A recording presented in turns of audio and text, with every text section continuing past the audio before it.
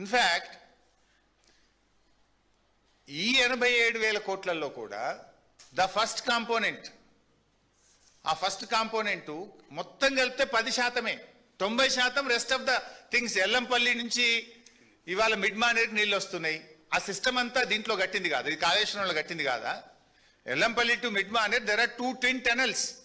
ఎల్లంపల్లి నుంచి 2 టన్నెళ్ల ద్వారా మేడారం రిజర్వాయర్కి వస్తాయి. మేడారం రిజర్వాయర్ నుంచి 2 టన్నెళ్ల ద్వారా మిడ్ మానేర్కి వస్తాయి. మిడ్ మానేర్ నుంచి ఒక టన్నెల్ ద్వారా అనంతగిరికి వస్తుంది. అనంతగిరి నుంచి ఒక టన్నెల్ ద్వారా రంగనాయక సాగర్కి వస్తుంది. రంగనాయక సాగర్ నుంచి ఒక టన్నెల్ ద్వారా మల్లన్న సాగర్కి వస్తుంది. మల్లన్న సాగర్ నుంచి పంపింగ్ ద్వారా కొండపోచమ్మ సాగర్కి వస్తాయి. ఈ రిజర్వాయర్లన్నీ ఇంటాక్ట్ ఉన్నాయి, ఈ పంపింగ్ స్టేషన్లు ఇంటాక్ట్ ఉన్నాయి, టన్నెళ్ళు ఇంటాక్ట్ ఉన్నాయి. 1500 కిలోమీటర్ల గ్రావిటీ కెనాల్స్ ఇంటాక్ట్ ఉన్నాయి. 98 కిలోమీటర్ల ప్రెషర్ మెయిన్ ఇంటాక్ట్ ఉంది. ఇన్ఫ్యాక్ట్ మిడ్ మానేర్ నుంచి ఎస్ఆర్ఎస్పి దాకా రివర్స్ పంపింగ్ ద్వారా ఎస్ఆర్ఎస్పిలో కూడా కరువు వస్తే నీళ్ళు తీసుకుపోయి అక్కడున్న గుత్పా అలీసాగర్ లిఫ్ట్ కూడా నీళ్ళు అందించినాం, పంటలు కాపాడినాం. ప్యాకేజ్ 21 నిజామాబాద్ జిల్లా కూడా దాంట్లో భాగమే. ఇవన్నీ ఇంటాక్టే ఉన్నాయి. నిర్మల్ జిల్లాలో కూడా ప్యాకేజ్ 27, 28 ఉన్నాయి, అవన్నీ ఇంటాక్టే ఉన్నాయి. అంటే 87,000 కోట్లలో 10% మేడిగడ్డ టు ఎల్లంపల్లి, మిగతా 90% ఎల్లంపల్లి అండి. అబో అదన్నీ వాడుకుంటున్నావు కదా. పోయిన సంవత్సరం వాడినావు, అంతకుముందు సంవత్సరం వాడినావు, మొన్న 3 నెలల కింద కూడా వాడినావు.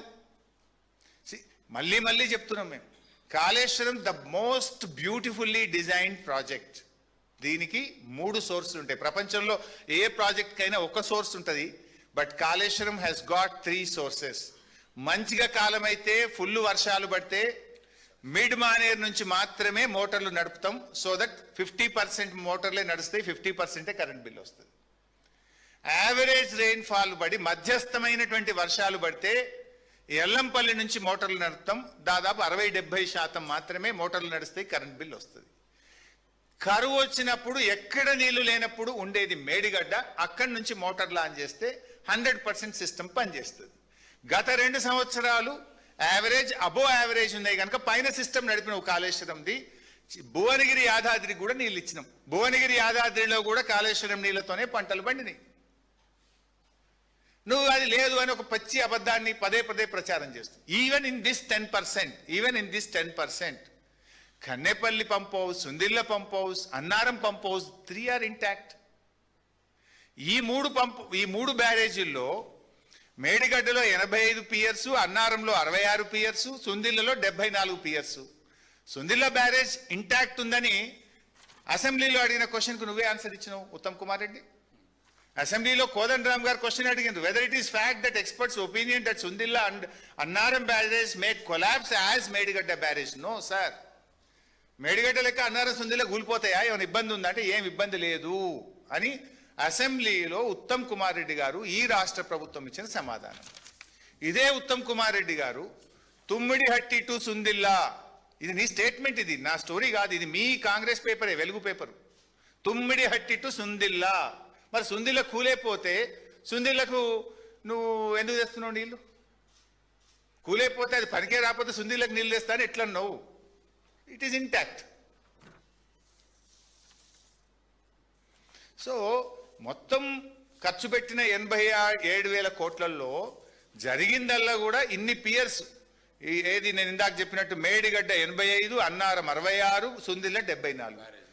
3 బ్యారేజీల్లో 2-3 పియర్స్ కుంగిపోయినాయి. ఒక బ్లాక్ 7 రీకన్స్ట్రక్ట్ చేయాలి అని చెప్పి ఎన్డీఎస్ఏ కూడా చెప్పింది. మరి 2 సంవత్సరాలు 7 నెలలు 31 నెలలు అయింది నీ గవర్నమెంట్ వచ్చి. ఏం టెస్ట్లే చేయలేను. నీ నిజాయితీ అర్థమైతలేదా? పరీక్షలు టెస్ట్లే చేయలేను, ఇంకా అసలు డిజైన్ ఎక్కడిది, నువ్వు రిపేర్ ఎప్పుడు చేస్తావు? ఇన్ఫ్యాక్ట్ 31 నెలలు అయినా 3 సీజన్స్, 3 వర్కింగ్ సీజన్స్. జనరల్గా ఎప్పుడు నదిలో పనిచేయగలిగేది మనము జనవరి టు జూనే. నీకు 3 జనవరి టు జూన్లు దొరికినాయి ఇప్పటికీ. ఇక నీకు మిగిలింది ఒక్కటే, నీ గవర్నమెంట్ పోయే లోపు నీకు మిగిలింది ఒక్కటే సీజన్ మిగిలింది నీకు. ఇప్పటికి నువ్వు పరీక్షలే చేయలే, టెస్ట్లే చేయలే. నువ్వు టెస్ట్లు పూర్తి కావాలి, డిజైన్ కావాలి, దాన్ని పని చేయాలి. అంటే నీకు చేసే ఉద్దేశం లేదు అనేటువంటిది అలా రాష్ట్ర ప్రజలు అర్థం చేసుకుంటా ఉన్నారు. సో 1,00,000 కోట్లు కొట్టుడు పోయింది అనేది కూడా పిచ్చి వాదన.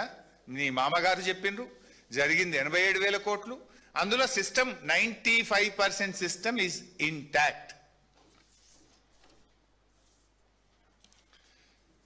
తర్వాత ఇంకో విషయం కూడా ఈయన గారు నిన్న ఏమంటాడంటే, మేము చాలా ఎక్స్పర్ట్స్ పెట్టినాం, ఆర్మీకెళ్ళి ఇంజనీర్లను తెచ్చినాం, ఆర్మీ ఇంజనీర్లను తెచ్చినాం, నేషనల్ ఎక్స్పర్ట్స్ని తెచ్చినాం, అసలు పీక్ పడేస్తున్నాం మేము, మా అంత పని ఒకటి చేసిందే లేదు. మరి ఏం చేసినవే ఇప్పుడు 3 ఏళ్లలో 3 సీజన్స్ కదా నీకు వచ్చింది. కనీసం 1,00,000 ఎకరాలకు నిలిచినావు, 1,00,000 ఎకరాలు, 1,00,000 ఎకరాలకు నీళ్ళు ఇచ్చినావా అని అడుగుతున్నా. అరే మేము 40 లక్షల ఎకరాలకు ఇచ్చినాం. Where is your contribution? నువ్వు ఆర్మీ ఇంజనీర్లు వచ్చి ఇంత పీక్ పడగొడితే ఇది ఎస్ఎల్బిసి కుప్పగూలిపోయి 8 శవాలు ఇంకా లోపలనే ఉన్నాయి. నువ్వు ఇంత పీక్ పడగొట్టింది ఏంటంటే ఎస్ఎల్బిసి కుప్పగూలింది, 8 శవాలు బయటకు కూడా తీయాలి ఇప్పటికి ఏడాదైనా. నువ్వు ఇంత వీక్ పడగొట్టే మేము కట్టినటువంటి వట్టెం పంప్ హౌస్ పాలమూరు ప్రాజెక్టులో నీళ్ళలో మునిగిపోయింది. నువ్వు ఇంత వీక్ పడగొడితే సుంకిశాల ప్రాజెక్టు కూలిపోయింది, ఇప్పటి వరకు మరమ్మతు కూడా కాలేదు. నువ్వు ఇంత వీక్ పడగొడితే ఖమ్మంలో పెదవాగు ప్రాజెక్టు కొట్టుకపోయింది, ఇప్పటికి నువ్వు తట్టెడు మట్టెత్తలేదు, పెదవాగు ప్రాజెక్టు ఇదివరకు రిపేర్ కూడా చేయలేదు. మరి నీ ఆర్మీ ఇంజనీర్లు, నీ మేధావితనము, నువ్వు చేసిన గొప్పతనం ఏంది? పెదవాగు కొట్టుకపోతుంది, సుంకిశాల కూలిపోతుంది, ఎస్ఎల్బిసి కుప్పగూలుతుంది, వట్టెం మునిగిపోతుంది. ఇదేనా నువ్వు వడగొట్టింది?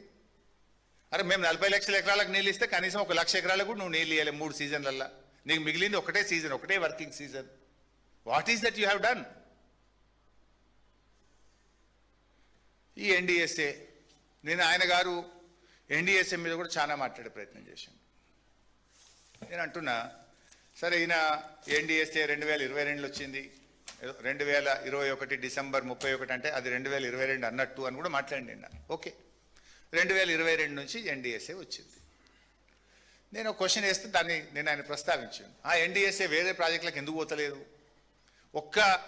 ఈ కాంగ్రెస్ బీజేపీలు కుమ్మక్కై అసెంబ్లీ ఎన్నికల ముందు ప్రిలిమినరీ రిపోర్టు, పార్లమెంట్ ఎన్నికల ముందు మధ్యంతర నివేదిక, మా పార్టీ సిల్వర్ జూబ్లీ చేసుకుంటే తుది నివేదిక, రాజకీయంగా ఎట్లా చేస్తున్నారని మేము చెప్పినాం. ఆయన గారు అట్లేం లేదు, ఎన్డీఎస్ఏ చాలా గొప్పది, అసలు ఎన్డీఎస్ఏ ఇది అది అని మాట్లాడి. ఇక్కడ ఒక పాయింట్ చెప్పాల్సింది ఏంటంటే, అసలు ఎన్డీఎస్ఏ ఏర్పడ్డప్పుడు ఉత్తమ్ కుమార్ రెడ్డి ఎంపీగా ఆ స్టాండింగ్ కమిటీలో ఈయన మెంబర్ ఉత్తమ్ కుమార్ రెడ్డి గారు. ఇదే ఉత్తమ్ కుమార్ రెడ్డి గారు ఎన్డీఎస్ఏ అనేటువంటిది రాష్ట్రాల హక్కులు కాలరాయడమే,